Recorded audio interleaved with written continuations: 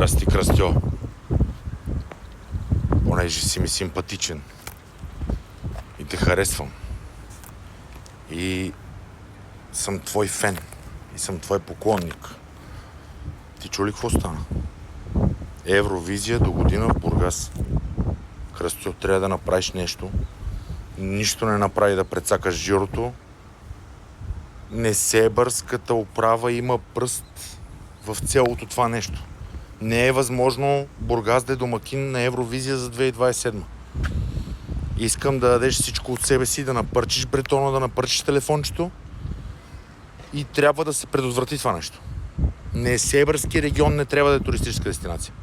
Той трябва да е под твоя опека и какво ти кажеш, това трябва да става. Трябва да станеш и общински съветник. И едновременно трябва да станеш шеф на БКС, на кмет да станеш. Искам всичко, искам всичко. Ти да си магазинер, ресторантьор, хотелер. Само тебе искам да гледам в Несебър. Имаш една година да действаш. Махай тая Евровизия от Бургас, защото само тия гадни общинари несебърски имат пръст в това нещо да отиде в Бургас Евровизия. Трябваше да е феркетч.